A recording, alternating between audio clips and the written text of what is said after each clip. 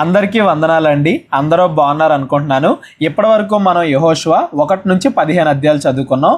ఈ 15 అధ్యాయాల్లో కూడా ఇజ్రాయేలీలు ఐగుప్తు బానిసత్వం నుండి బయటకు వచ్చిన తర్వాత వాగ్దాన దేశంలోనికి ఎలా ప్రవేశించారు, యుద్ధాలు చేసి ఆ వాగ్దాన దేశాన్ని ఎలా స్వతంత్రించుకుంటున్నారు.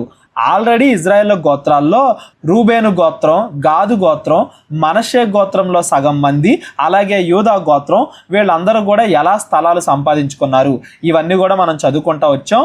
ఈరోజు మనం యెహోషువ 16వ అధ్యాయం నుండి మిగిలిన గోత్రాలు ఏ ఏ స్థలాన్ని సంపాదించుకున్నారు అనేది మనం చదువుకుంటూ వెళ్దాం. యోసేపు పుత్రులకు చీటీ వలన వచ్చిన వంతు యెరికో ఎదుట యోర్దాను ధరను ఉండెను. యోసేపు పుత్రులు అనగానే ఎఫ్రాయిము, మనషే గోత్రాలు. మనషే గోత్రంలో సగం గోత్రానికి ఆల్రెడీ యోర్దానుకు యువతల ఇక్కడ తూర్పు మనషే వాళ్ళకి అక్కడ స్థలం ఆల్రెడీ కేటాయించబడింది.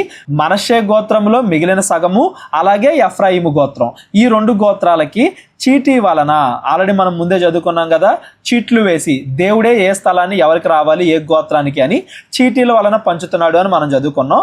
అలా యోసేపు చీటీలు వేసినప్పుడు ఈ యోసేపు పుత్రులకి అంటే మనషే గోత్రానికి, ఎఫ్రాయిము గోత్రానికి స్థలం ఎక్కడొచ్చిందంట, యెరికో ఎదుట యోర్దాను ధరిన, యోర్దాన్ నదికి దగ్గరలో వచ్చాయి. ఎక్కడొచ్చాయి అనేది కూడా మనం చూద్దాం.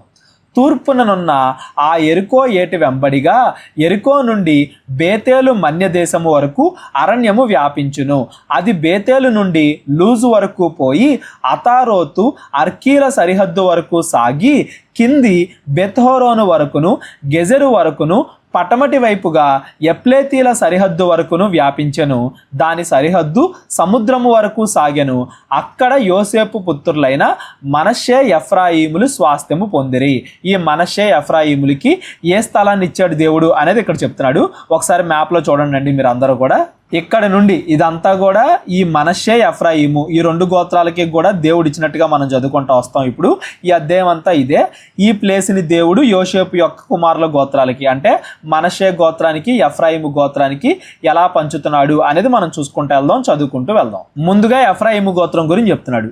ఎఫ్రాయిముల సరిహద్దు అనగా వారి వంశముల చొప్పున వారికి ఏర్పడిన సరిహద్దు అతారోతు అద్దారు నుండి మీది బేత్హోరోను వరకు తూర్పుగా వ్యాపించెను. వారి సరిహద్దు మిక్పెతాతు నద్దనున్న సముద్రము వరకు పశ్చిమోత్తరముగా వ్యాపించి ఆ సరిహద్దు తానాచ్చిలో వరకు తూర్పు వైపుగా చుట్టూ తిరిగి యానోహా వరకు తూర్పున దాన్ని దాటి యానోహా నుండి అతారోతు వరకును నారాతా వరకును యెరికోకు తగిలి యోర్దాను నొద్ద తొదముట్టెను. తప్పూయ మొదలుకొని ఆ సరిహద్దు కానా ఏటి వరకు పశ్చిమంగా వ్యాపించెను. అది వారి వంశముల చొప్పున ఎఫ్రాయిముల గోత్ర స్వాస్థ్యము. ఎఫ్రాయిములకు అచ్చటచ్చట ఇయ్యబడిన పట్టణములు పోగా ఆ పట్టణములన్నీ వాటి గ్రామములను మనష్షీల స్వాస్థ్యములో ఉండెను. అయితే గెజర్లో నివసించిన కనానీయుల దేశమును వారు స్వాధీనపరుచుకొనలేదు. నేటి వరకు ఆ కనానీయులు ఎఫ్రాయిముల మధ్య నివసించుచు పన్నుకట్టు దాసులై ఉన్నారు. ఈ యెహోషువ పుస్తకం రాయబడే సమయానికి ఎఫ్రాయిము గోత్రం వాళ్ళు ఎక్కడెక్కడ స్థలాన్ని సంపాదించుకున్నారు, ఎక్కడెక్కడ ఇంకా పూర్తిగా కనాన్ని వాళ్ళు జయించలేదు, ఇవన్నీ కూడా ఇక్కడ చెప్తున్నాడు ఈ అధ్యాయంలో. మీరు ఇక్కడ చూడండి మ్యాప్లో మనం ఆల్రెడీ మాట్లాడుకున్నాం కదా, యోధా గోత్రం. ఈ యోధా గోత్రానికి పైన ఈ యెరికో దగ్గర నుండి ఇదంతా కూడా ఎఫ్రాయిములది. ఇది ఎఫ్రాయిములకి ఇవ్వబడిన స్థలం. ఈ సరిహద్దులే ఇప్పటి వరకు మనం మాట్లాడుకున్నాం, 16వ అధ్యాయంలో మనం చదువుకున్నాం. నెక్స్ట్ మనషే గోత్రం వాళ్ళకి ఎక్కడ వస్తుంది స్థలం, యెహోషువ 17వ అధ్యాయం. మనషే యోసేపు పెద్ద కుమారుడు గనుక అతని గోత్రమునకు అనగా మనషే పెద్ద కుమారుడును గిలాదు దేశాధిపతి అయిన మాకీరునకు చీట్ల వలన వంతు వచ్చెను. చీట్లేసే ప్రతి గోత్రానికి పంచుతున్నాడు యెహోషువ. అతడు యుద్ధ వీరుడైనందున అతనికి గిలాదును బాషానును ఇచ్చెను. మనష్షీయులలో మిగిలిన వారికి అనగా అబేజరీలకును హెలకీయులకును అస్రియేలీలకును షెకిమీయులకును హెపెరీయులకును షెమీదీయులకును వారి వారి వంశముల చొప్పున వంతు వచ్చెను. వారి వంశములను బట్టి యోసేపు కుమారుడైన మనష్షే యొక్క మగ సంతానము ఇది. ఆ మనష్షే గోత్రంలో ఉన్న వంశాల లెక్క చెప్తున్నాడు. ఆ తర్వాత వాళ్ళకి ఇచ్చిన స్థలాలు కూడా చెప్తాడు. మనష్షే ముని మనవడును మాకీరు ఇను మనవడును గిలాదు మనవడును హెపెరు కుమారుడునైన సెలోపెహాదుకు కుమార్తెలే గాని కుమారులు పుట్టలేదు. ఈ సెలోపెహాదు గురించి ఆయన కుమారులు లేరు, కుమార్తెలకే స్వాస్థ్యంగా స్థలాన్ని ఇచ్చాడు దేవుడు అని గురించి మనం అన్ని కూడా సంఖ్య సంఖ్యాకాండంలో చదువుకున్నాం, మరలా ఇక్కడ గుర్తు చేస్తున్నాడు. అతడికి కుమార్తెలే గాని కుమారులు పుట్టలేదు. అతని కుమార్తెల పేర్లు మహల, నోయ, హొగ్లా, మిల్కా, తిర్సా అనునవి. వారు యాజకుడైన ఎలియాజరు ఎదుటికిని, నూను కుమారుడైన యెహోషువ ఎదుటికిని, ప్రధానుల ఎదుటికిని వచ్చి మా సహోదరుల మధ్య మాకు స్వాస్థ్యం ఇయ్యవలెనని యెహోవా మోషేకు ఆజ్ఞాపించనని మనవి చేయగా, యెహోవా వారికి సెలవిచ్చినట్టు వారి తండ్రి యొక్క సహోదరుల మధ్య వారికి స్వాస్థ్యములు ఇచ్చెను. ఆ మనష్షే గోత్రంలో మిగిలిన వంశాలకు ఎలా అయితే స్థలాన్ని పంచాడో ఈ సెలెపహాదు కుమార్తెలకు కూడా యెహోషువ అలాగే స్థలాన్ని పంచాడు. అతడికి కుమారులు లేకపోయినా కుమార్తెలకి ఆ స్థలాలను పంచాడు అనేది ఇక్కడ గుర్తు చేస్తున్నాడు. కాబట్టి యోర్దానుకు అద్దరునున్న గిలాదు, బాషానులు కాక మనష్షీయులకు 10 వంతులు హెచ్చుగా వచ్చెను. ఏలయనగా మనష్షీయుల స్త్రీ సంతానమును వారి పురుష సంతానమును స్వాస్థ్యములు పొందెను. ఆ సెలెపహాదు యొక్క 5 కుమార్తెలకు కూడా పంచాడు. కాబట్టి ఎవరెవరికైతే కుమారులు లేరో, కేవలం కుమార్తెలు మాత్రమే ఉన్నారో వాళ్ళకు కూడా పంచాడు. కాబట్టి అలాంటి వాళ్ళు మనష్షే గోత్రంలో ఎక్కువ ఉన్నారు, అందువల్ల వీళ్ళకి ఎక్కువగా స్థలం వచ్చింది. గిలాదు దేశము తక్కిన మనష్షీయులకు స్వాస్థ్యమాయను. మనష్షీయుల సరిహద్దు ఆషేరు నుండి షెకెమునకు తూర్పుగానున్న మిక్పేతా వరకును దక్షిణమున ఎంతప్పూయ నివాసులకు వ్యాపించెను. తప్పూయ దేశము మనష్షీయులదాయను. అయితే మనష్షీయుల సరిహద్దులోని తప్పూయ ఎఫ్రాయిములదాయను. ఆ సరిహద్దు కానా ఏటి దక్షిణ దిక్కున ఆ ఏటి వరకు వ్యాపించెను. మనష్షీయులకి ఎఫ్రాయిములకి మధ్య సరిహద్దు గురించి చెప్తున్నాడు. మనష్షీయుల ఊళ్ళలో ఆ ఊళ్ళు ఎఫ్రాయిములకు కలిగెను. అయితే మనష్షీయుల సరిహద్దు ఆ ఏటికి ఉత్తరముగా సముద్రము వరకును వ్యాపించెను. దక్షిణ భూమి ఎఫ్రాయిములకును, ఉత్తర భూమి మనష్షీయులకును కలిగెను. సముద్రము వారి సరిహద్దు. ఉత్తర దిక్కున అది ఆషేరీల సరిహద్దుకును, తూర్పు దిక్కున ఇస్సాకారుల సరిహద్దు వరకును నడిచాను. ఒకసారి మ్యాప్ చూద్దామండి. మనం ఆల్రెడీ ఇందాక చదువుకున్నాం కదా, ఎరికో దగ్గర నుండి ఈ ప్రాంతం అంతా కూడా ఎఫ్రాయిములకి ఇచ్చాడు దేవుడు. ఆ ఎఫ్రాయిముల పైన ఇదంతా కూడా మనష్షే గోత్రానికి స్వాస్థ్యంగా ఇచ్చాడు అనేది ఇక్కడ చెప్తున్నాడు. మనం ఆల్రెడీ ముందే చదువుకున్నాం. మనష్షే గోత్రంలో సగం మంది ఏమో ఇక్కడ స్థలాన్ని సంపాదించుకున్నారు, మిగిలిన సగం మంది ఏమో ఈ పై భాగాన్ని, ఇదిగో ఇక్కడంతా పై భాగాన్ని స్వతంత్రించుకున్నారని మనం చదువుకున్నాం. ఈ మనష్షే గోత్రానికి ఏ స్వాస్థ్యం వచ్చింది, వాళ్ళల్లో ఉన్న సెలెపహాదు కుమార్తెలతో సహా ఏదొచ్చింది అనేది ఇప్పటి వరకు దేవుడు చెప్పాడు. నెక్స్ట్ ఇస్సాకారుల ప్రదేశములోను, ఆషేరీయుల ప్రదేశములోను, బేత్షెయాను దాని పురములను, ఇబ్లెయామును దాని పురములను, దోరు నివాసులను దాని పురములను, ఎందోరు నివాసులను దాని పురములను, తానాకు నివాసులను దాని పురములను, మెగుద్దో నివాసులను దాని పురములను, అనగా 3 కొండల ప్రదేశము మనష్షీయులకు కలిగి ఉన్నది. అది వాళ్ళది, పెద్దది వాళ్ళ స్థలం అని చెప్తున్నాడు. కనానీయులు ఆ దేశములో నివసించవలనని గట్టి పట్టు పెట్టి ఉండిరు కనుక మనష్షీయులు ఆ పురములను స్వాధీనపరచుకొనలేకపోయిరి. ఈ యెహోషువ పుస్తకం రాసే సమయానికి వాగ్దాన దేశాన్ని వీళ్ళు ఇంకా పూర్తిగా స్వతంత్రించుకోలేదు. వాళ్ళ దేశంలో ఇంకా కొన్ని ప్లేసులు మిగిలిపోయినాయి అని మనం చదువుకుంటూ వస్తున్నాం కదా. ఏ గోత్రం గురించైనా వాళ్ళకి ఎంతవరకు ఇవ్వబడింది, ఆ ఇవ్వబడిన దాంట్లో ఏ ప్లేసులు ఇంకా వాళ్ళు జయించలేదు, పూర్తిగా కనానీయుల్ని పూర్తిగా తరిమేలేదు. ఇవన్నీ కూడా ప్రతి గోత్రం గురించి చివరిలో చెప్పుకుంటూ వస్తున్నాడు దేవుడు. వాటిని కూడా వీళ్ళు ఎలా జయించారు, పూర్తిగా ఎలా స్వాతంత్రించుకున్నారు, ఇలాంటివన్నీ కూడా మనం న్యాయాధిపతులు, సమూయేలు పుస్తకాల్లో మాట్లాడుకుంటాం. ప్రస్తుతానికి ఈ యెహోషువ పుస్తకంలో ఏ గోత్రం వాళ్ళకి ఏ స్థలం కేటాయించబడింది, వాగ్దాన దేశంలో ఎక్కడెక్కడ ఏ గోత్రం వాళ్ళు ఉండాలి అనేది చెబుతున్నాడు అనేది మీరు గుర్తుపెట్టుకోండి. మధ్యలో ఎవరికైనా డౌట్లు వచ్చినట్లయితే డిస్క్రిప్షన్లో నా నెంబర్ ఉంటుంది, కాల్ కానీ వాట్సాప్ కానీ చేయండి. నెక్స్ట్, ఇజ్రాయేలీలు బలవంతులైన తరువాత వారు కనానీయుల చేత వెట్టి పనులు చేయించుకొనిరి గాని వారి దేశమును పూర్తిగా స్వాధీనపరచుకొనలేదు. దేవుడు ఏం చెప్పాడు, కనానీయులందరినీ కూడా తరిమేయాలి, కనానీయులందరినీ కూడా హతం చేయాలి, పూర్తిగా కేవలం ఇజ్రాయేలీలు మాత్రమే వాగ్దాన దేశంలో ఉండాలి అని చెప్పాడు. కానీ ఇజ్రాయేల్ గోత్రాలు ఆ ఆజ్ఞని మేరుతున్నారు. పూర్తిగా కనానీయులను తరిమేయకుండా బానిసలుగా చేసుకుని వాళ్ళ మధ్య నివసిస్తున్నారు అనేది కూడా ఇక్కడ కనబడుతుంది. ఇజ్రాయేల్ తప్పు కూడా మనకి ఇక్కడ కనబడుతుంది. అప్పుడు యోసేపు పుత్రులు యెహోషువతో, మాకేలా ఒక్క చీటీతో ఒక్క వంతునే స్వాస్థ్యముగా ఇచ్చితివి, మేము ఒక గొప్ప జనమే కదా, ఇది వరకు యెహోవా మమ్మను దీవించనని మనవి చేయగా, యెహోషువ ఇదిగో యోసేపు గోత్రాలైన ఈ మనష్షే, ఎఫ్రాయిము మా గోత్రాలని దేవుడు బాగా దీవించాడు, మేము అందుకే జనాభా కూడా ఎక్కువ ఉన్నాము. ఎగ్జాంపుల్కి ఎఫ్రాయిములు తీసుకుంటే ఇదిగో మా ఎఫ్రాయిములకి చాలా తక్కువ స్థలం వచ్చింది, ఇది మాకు ఎలా సరిపోద్ది అని చెప్పేసి వాళ్ళు వెళ్ళి యెహోషువని అడుగుతున్నారు. అప్పుడు యెహోషువ, మీరు గొప్ప జనము గనుక ఎఫ్రాయిముల యొక్క మన్యము మీకు ఇరుకుగానున్న ఎడల మీరు అడవికి పోయి అక్కడ పెరిజ్జీల దేశములోను రెఫాయిముల దేశములోను మీకు మీరే చెట్లు నరుక్కొనుడని వారితో చెప్పాను. కొంతమందికి ఈ మాటలు అర్థం కాకపోవచ్చండి. కాకపోతే యెహోషువ యొక్క భావం ఏంటంటే ఇక్కడ నేను ఎవరికీ లేనంతగా కేవలము యోసేపు గోత్రాలకి అంటే మనష్షే గోత్రానికి ఎఫ్రాయిము గోత్రానికి ఈ రెండు గోత్రాలకి ఎక్కువగా స్థలాన్ని పంచాను. మీరు ఆ దేశాన్ని పూర్తిగా ఆక్రమించుకోకుండా ఆ కనానీల్ని తరిమేయకుండా వాళ్ళతో యుద్ధాలు చేయకుండా వాళ్ళతో కలిసి జీవిస్తూ మాకింకా స్థలం సరిపోలేదని మీరు అంటాం ఏమన్నా న్యాయమా? మీరు వెళ్ళి యుద్ధాలు చేయండి, స్వాధీనపరచుకోండి, దేవుడు మీకు ఇస్తానన్న దేశాన్ని మీరు సంపాదించుకోండి. మీరు యుద్ధాలు చేస్తే దేవుడు గెలిపిస్తాడు. యోధా వాళ్ళు యుద్ధం చేశారు, ఆ యోధా గోత్రాన్ని దేవుడు గెలిపించలేదా? మీరు వాగ్దాన దేశాన్ని స్వతంత్రించుకోకుండా నా దగ్గరకు వచ్చి అడగడం వల్ల ఉపయోగం ఏంటి అనేది యెహోషువ మాటల్లోని భావం. ఆ మనష్షే ఎఫ్రాయిము గోత్రాలని మంచి మార్గంలో నడిపించడానికి యెహోషువ అలా చెబుతున్నాడు అని కూడా మనం అనుకోవచ్చు. అందుకు యోసేపు పుత్రులు ఆ మన్యము మాకు చాలదు, అదియుగాక పల్లపు చోటను నివసించు కనానీలందరికీ అనగా బేచయానులోని వారికిని దాని పురముల్లోని వారికిని యజ్రయేలు లోయలోని వారికిని ఇనుప రథములు ఉన్నవి అనిరి. అదిగో వాళ్ళ దగ్గర పెద్ద పెద్ద ఇనుప రథాలు ఉన్నాయి, వాళ్ళతో మేము యుద్ధాలు చేసి ఏం గెలుస్తాం అన్నట్టుగా మాట్లాడుతున్నారు. అప్పుడు యెహోషువ యోసేపు పుత్రులైన ఎఫ్రాయిములను మనష్షీలను చూచి మీరు ఒక విస్తార జనము, మీకు అధిక బలము కలదు, మీకు ఒక్కవంతు చీటియే కాదు, ఆ కొండ మీదే అది అరణ్యము గనుక మీరు దాని నరుకుడి, అప్పుడు ఆ ప్రదేశము మీదగును. కనానీయులకు ఇనుప రథములు ఉండినను వారు బలవంతులై ఉండినను మీరు వారి దేశమును స్వాధీనపరుచుకొనగలరు అనెను. చూడండి, దేవుడి మీద విశ్వాసం ఉంచండి. వాళ్ళ దగ్గర ఇనప రథాలు కాదు కదా, బంగారు రథాలు ఉన్నా కానీ మీరు వెళ్తే మీరు భయపడకుండా దేవుడి మీద విశ్వాసంతో మీరు యుద్ధం చేస్తే దేవుడు మీకు ఆ దేశాలను ఇస్తాడు.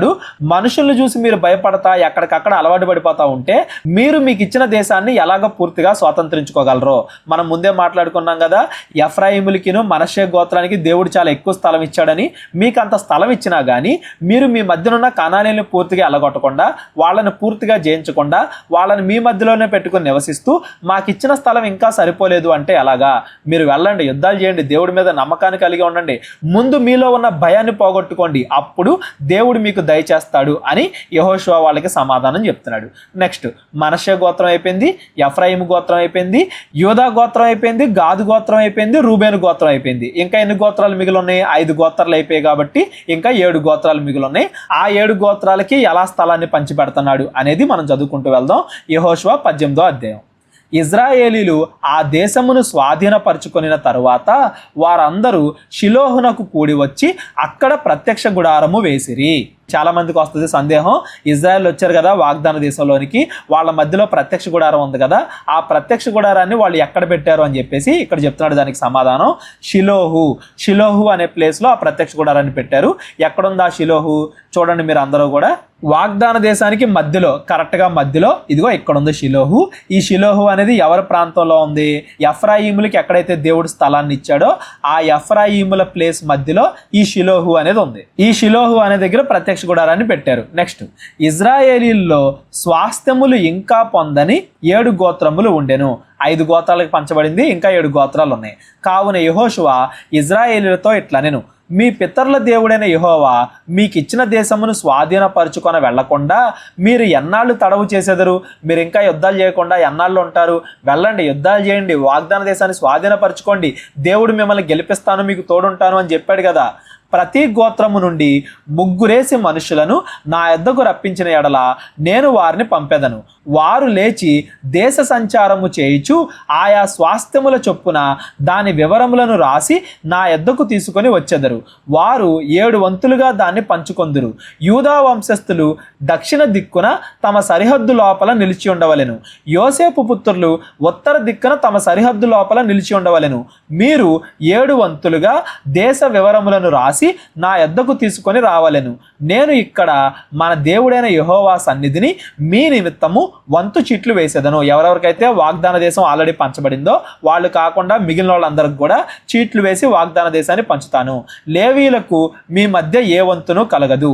యెహోవాకు యాజక ధర్మము చేయుటయే వారికి స్వాస్థ్యము. ప్రతి చోట ఎక్కడైనా కానీ ఏ గోత్రానికి స్థలం పంచినా కానీ లేవీలకి దేవుడే స్వాస్థ్యము, లేవీలకి ఏ స్థలము ఇవ్వలేదు అనేది దేవుడు ప్రతి చోట గుర్తు చేసుకుంటూ వస్తున్నాడు. ఆ దేవుడి పని చేయడమే అన్నింటికన్నా గొప్పది అనేది ప్రతిసారి కూడా గుర్తు చేస్తున్నాడు అందని అర్థం. గాదీలకును రూబేనీయులకును మనష్షే అర్ధగోత్రపు వారును యోర్దాను అవతల తూర్పు దిక్కున యెహోవా సేవకుడైన మోషే వారికిచ్చిన స్వాస్థ్యములను పొంది ఉన్నారు. ఇప్పటిదాకా ఏ గోత్రాలు ఎక్కడెక్కడ స్వాస్థ్యాలు పొందారో అదంతా కూడా ఒక సమ్మరిలాగా ఇక్కడ చెప్పేస్తున్నాడు.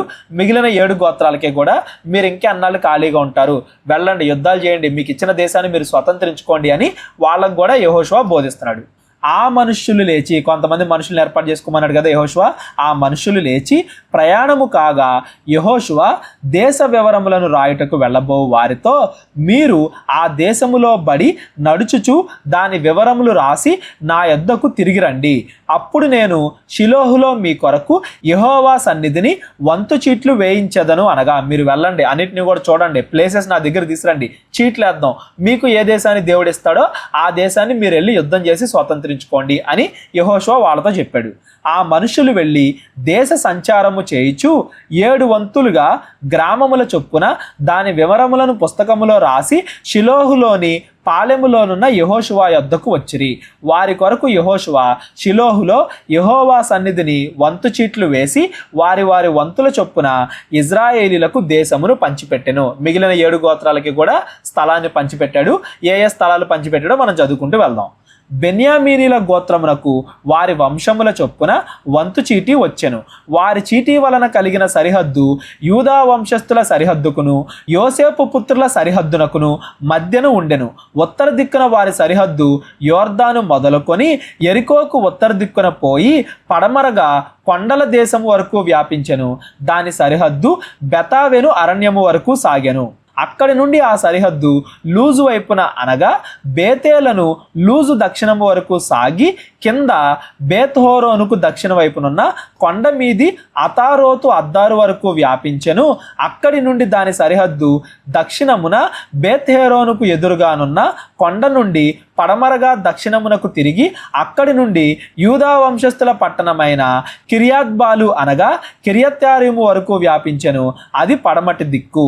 దక్షిణ దిక్కున కిర్యత్యారీము కొన నుండి దాని సరిహద్దు పడమటి దిక్కున నెఫ్తోయ నీళ్ల యోట వరకు సాగి ఉత్తర దిక్కున రెఫాయీముల లోయలోనున్న బెన్హిన్నోము లోయ ఎదుటనున్న కొండ పక్కన నుండి దక్షిణ దిక్కున బెన్హిన్నోయ లోయ మార్గమున యోబూసీల ప్రదేశము వరకు సాగి ఎన్ రోగేలు వరకు వ్యాపించెను.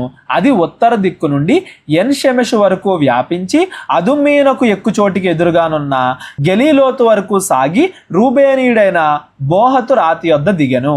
అది ఉత్తర దిక్కున మైదానమునకు ఎదురుగా వ్యాపించి అరాబా వరకు దిగి అక్కడి నుండి ఆ సరిహద్దు ఉత్తర దిక్కున బేత్హోగ్లా వరకు సాగెను. అక్కడి నుండి ఆ సరిహద్దు యోర్దానుకు దక్షిణ దిక్కున ఉప్పు సముద్రము యొక్క ఉత్తరాఖాతము వరకు వ్యాపించెను. అది దక్షిణ దిక్కున దానికి సరిహద్దు. తూర్పు దిక్కున యోర్దాను దానికి సరిహద్దు. దాని చుట్టూనున్న సరిహద్దుల ప్రకారము బెన్యామీనీలకు వారి వంశముల చొప్పున కలిగిన స్వాస్థ్యము ఇది. బెన్యామీను గోత్రం వాళ్ళకి ఎక్కడ స్థలం వచ్చింది, దాని సరిహద్దులు ఏవి అనేది ఇప్పటివరకు చెప్పాడు. ఆ సరిహద్దుల లోపల బెన్యామీనీలకి ఏ ఏ పట్టణాలు ఉన్నాయి అనేది కూడా మనం చదువుకుంటూ వెళ్దాం. బెన్యామీల గోత్రమునకు వారి వంశముల చొప్పున కలిగిన పట్టణములు ఏవనగా యెరికో, బేత్హోగ్లా, ఎమెక్కెసీసు, బేతరాబా, సెమరాయిము, బేతేలు, ఆవీరు, పారా, వఫ్రా, కెపరమ్మోని, ఒప్ని, గెబా అనునవి వాటి పల్లెలు పోగా 12 పట్టణములు. గిబియోను, రామా, బెయేరోతు, మిస్పే, కెఫీరా, మోసా, రెకెము, ఇర్పేలు, తరలా, సేలా, ఎలెపు, యెరూషలేము అనబడిన యెబూసి, గిబియా, కిరియతు అనునవి వాటి పల్లెలు పోగా 14 పట్టణములు వారి వంశస్థుల చొప్పున. ఇది బెన్యామీనులకు కలిగిన స్వాస్థ్యము. ఈ బెన్యామీనులకు ఇచ్చిన స్థలంలో మీకు తెలిసిన పేర్లు చాలానే కనబడుతున్నాయి. యెరికో, బేతేలు, యెరూషలేము, బేతరాబా, ఇవన్నీ కూడా మీకు ఆల్రెడీ అంతకుముందు చదువుకున్నప్పుడు గుర్తుండే ఉంటాయి. ఇవన్నీ కూడా బెన్యామీను గోత్రానికి ఇచ్చిన ప్రదేశములు. అది ఎక్కడో మనం చూద్దాం, చూడండి మ్యాప్ లో. ఇదంతా కూడా యోధా గోత్రానికి ఇచ్చిన స్థలం. ఈ యోధా గోత్రానికి పైన ఇది బెన్యామీను గోత్రానికి దేవుడిచ్చిన స్థలం. ఈ బెన్యామీనుకి ఇచ్చిన గోత్రంలోనే గిబియోను, బేతేలు, యెరికో, యెరూషలేము ఈ ప్రాంతాలన్నీ కూడా ఉంటాయి. ఇక్కడ నుండి మళ్ళీ పైకి వెళ్ళామంటే ఇదంతా కూడా ఎఫ్రాయిములకి ఇచ్చింది. ఎఫ్రాయిములకి యూదా వాళ్ళకి మధ్యలో ఇది బెన్యామీనులకి ఇచ్చింది. ఆ బెన్యామీను గోత్రం యొక్క సరిహద్దులు, అక్కడ ఏ ఏ పట్టణాలు ఉన్నాయి, ఇవన్నీ కూడా మనం ఇప్పటివరకు 18వ అధ్యాయంలో చదువుకున్నాం. యెహోషువ 19వ అధ్యాయాన్ని కూడా ఈరోజు మనం చదువుకుందాం. 20వ అధ్యాయం నుండి రేపొద్దున మనం చదువుకుంటూ వెళ్దాం. రెండవ వంతు చీటి షిమ్యోనీల పక్షముగా అనగా వారి వంశముల చొప్పున షిమ్యోనీల గోత్ర పక్షముగా వచ్చెను. ఇప్పుడు ఎవరి గురించి చెప్తున్నాడు? షిమ్యోనీల గురించి. వారి స్వాస్థ్యము యూదా వంశస్థుల స్వాస్థ్యము మధ్యన ఉండెను. వారికి కలిగిన స్వాస్థ్యం ఏదనగా బేర్షెబా, షబ, మోలాద, హజర్షువలు, బాల, యజము, ఎల్తోలదు, బేతూలు, హోర్మా, సిక్లగు, బేత్మర్కాబోదు, హజర్రూసా, బెత్లబాయోతు, షారు, హెను అనునవి వాటి పల్లెలు పోగా 13 పట్టణములు. అయీను, రిమ్మోను, ఎతెరు, ఆషాను అనునవి వాటి పల్లెలు పోగా 4 పట్టణములు. దక్షిణమున రామతను బాలత్పేరు వరకును ఆ పట్టణముల చుట్టూనున్న పల్లెలన్నీ ఇవి షిమ్యోనీల గోత్రముల వారికి వారి వంశముల చొప్పున కలిగిన స్వాస్థ్యము. షిమ్యోనీల స్వాస్థ్యము యూదా వంశస్థుల వంతులోని భాగము. ఏలయనగా యూదా వంశస్థుల భాగము వారికి ఎక్కువ గనుక వారి స్వాస్థ్యము నడుమ షిమ్యోనీలు స్వాస్థ్యము పొందిరి. యోధా గోత్రం వాళ్ళు ఎక్కడెక్కడ నివసిస్తున్నారో మనం ఆల్రెడీ చూసాం కదా. ఇదంతా కూడా యోధా గోత్రం వాళ్ళకి ఇచ్చిన స్థలం అనుకుంటే అందులో షిమ్యోను గోత్రం కూడా పార్టు. యూదా గోత్రంలో కలిసిపోయి షిమ్యోను గోత్రం వాళ్ళు ఉన్నారు. ఆ షిమ్యోను గోత్రం యొక్క సరిహద్దులు ఇప్పటి వరకు మనం చదువుకున్నాం. నెక్స్ట్ ఎవరి గోత్రం గురించి మాట్లాడుతున్నాడు దేవుడు? మూడవ వంతు చీటి వారి వంశముల చొప్పున జబూలూనిల పక్షముగా వచ్చెను. వారి స్వాస్థ్యపు సరిహద్దు శారీదు వరకు సాగెను. వారి సరిహద్దు పడమటి వైపుగా మరలా వరకును దబ్బాషతు వరకును సాగి యొక్నెయామునకు ఎదురుగానున్న ఏటి వరకు వ్యాపించెను. శారీదు నుండి సూర్యోదయ దిక్కున కిస్లొత్తాబోరు సరిహద్దు వరకు దాబెరతు నుండి యాఫియకు ఎక్కి అక్కడి నుండి తూర్పు తట్టు గిత్తహెపెరు వరకును ఇత్కాచీను వరకును సాగి నేయా వరకు వ్యాపించు రిమ్మోను దనుక పోయెను. దాని సరిహద్దు హన్నాతోను వరకు ఉత్తర దిక్కున చుట్టుకొని అక్కడి నుండి ఇఫ్తాయేలు లోయలో నిలిచెను.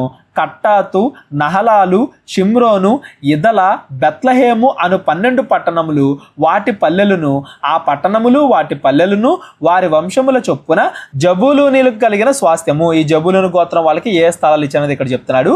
బెత్లహేము అని చూసి కన్ఫ్యూజ్ అవ్వకండి. యేసుక్రీస్తు వారు పుట్టిన బెత్లహేము ఈ బెత్లహేము ఒకటి కాదు. ఈ జబూలూను గోత్రానికి ఎక్కడిచ్చాడు దేవుడు స్వాస్థ్యాన్ని ఒకసారి చూడండి మ్యాప్లో. ఇక్కడ నుండి ఇదంతా కూడా మనష్షే గోత్రానికి దేవుడు ఇచ్చాడు అని మనం ముందు చదువుకున్నాం. ఆ మనష్షే గోత్రాన్ని ఆనుకుని పైన ఇదంతా కూడా జబూలూను గోత్రానికి దేవుడు ఇస్తున్నాడు. ఈ జబూలూను గోత్రం యొక్క సరిహద్దులు అందులో ఉండే పట్టణాల గురించి ఇప్పటివరకు మనం చదువుకున్నాం. యేసుక్రీస్తు వారు పుట్టిన బెత్లహేము ఇక్కడ ఉంటుంది. ఇది యోధా గోత్రంలో పార్ట్. అలాగే ఈ జబూలూనులో కూడా ఇంకో బెత్లహేము ఉంది అని దాని అర్థం. ఇప్పుడు మనం చదువుకున్న ఈ బెత్లహేము, ఈ జబూలూను బెత్లహేము యేసుక్రీస్తు వారు పుట్టింది. 2 ఒకటి కాదు, 2 వేరు ప్లేసులు, ఒకటే పేరు అనేది మాత్రం మీరు గుర్తుపెట్టుకోండి. జబూలూను గోత్రం కూడా అయిపోయింది. నెక్స్ట్ 4వ వంతు చీటి వారి వంశముల చొప్పున ఇస్సాకారీల పక్షముగా వచ్చెను.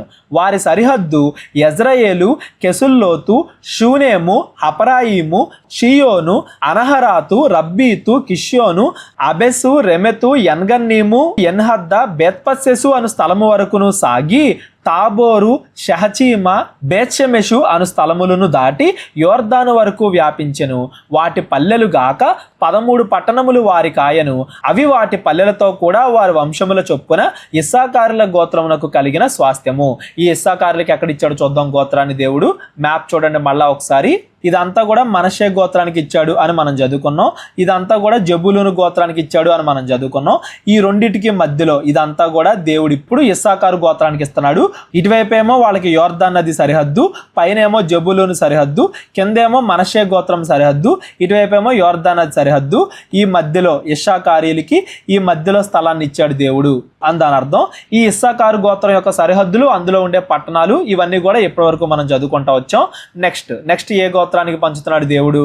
5వ వంతు చీటి వారి వంశముల చొప్పున ఆషేరీల పక్షముగా వచ్చెను. వారి సరిహద్దు హేల్కతు, హలి, బెతెను, అక్షాపు, అమాదు, మెషేలు, పడమట అది కర్మెలు వరకును షీహోర్లి బాతు వరకును సాగి తూర్పు దిక్కున బేత్తాగోను వరకు తిరిగి జబూలూను భాగమును ఎఫ్తాయేలు లోయను దాటి బేతేమెకునకును నెయియేలునకును ఉత్తర దిక్కుకు పోవుచు ఎడమ వైపున అది కాబూలు వరకును హెబ్రోను, రెహోబు, హమ్మోను, కానా, పెద్ద సీదోనీల వరకును వ్యాపించెను. అక్కడి నుండి ఆ సరిహద్దు రామా వరకును కోటగల సోరహు పట్టణము వరకు వ్యాపించి అక్కడి నుండి తిరిగి హోసా వరకు సాగి అగ్జీబు సరిహద్దును పెట్టి సముద్రము వరకు సాగెను. ఒమ్మ, ఆఫెకు, రెహోబు వాటి పల్లెలతో కూడా అవి 22 పట్టణములు, వాటి పల్లెలతో కూడా ఆ పట్టణములు వారి వంశముల చొప్పున ఆషేరీల గోత్రమునకు కలిగిన స్వాస్థ్యము. ఇప్పుడు ఆషేరు గోత్రానికి ఏ స్థలాలు ఇచ్చాడు అనేది ఇక్కడ చెప్పుకుంటా వచ్చాడు. ఒకసారి మరలా మ్యాప్ చూడండి.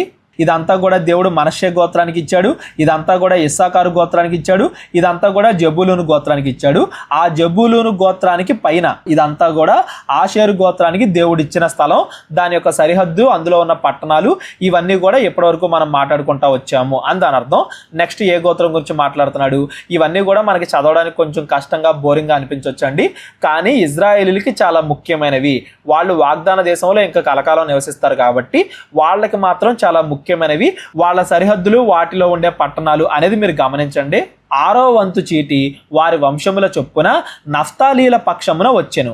వారి సరిహద్దు హెలెపును, జైనన్నీములోని సింధూర వనమును, అదామియయు, కనుమయు, యబ్నేయేలును మొదలుకొని లక్కూము వరకు సాగి అక్కడి నుండి పడమరగా అజనోత్తాబోరు వరకు వ్యాపించి అక్కడి నుండి హుక్కోకు వరకు దక్షిణ దిక్కున జబూలూనును, పడమట ఆషేరును దాటి తూర్పున యోర్దాను నొద్ద యూదా వరకు వ్యాపించెను.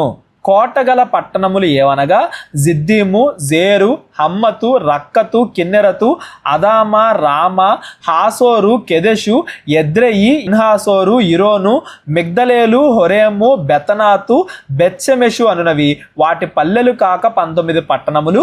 ఆ పట్టణములను వాటి పల్లెలను వారి వారి వంశముల చొప్పున నఫ్తాలీల గోత్రములకు కలిగిన స్వాస్థ్యము. ఇప్పుడు చెప్పింది నఫ్తాలి గోత్రం గురించి. ఒకసారి మరలా మనం మ్యాప్ చూద్దాం.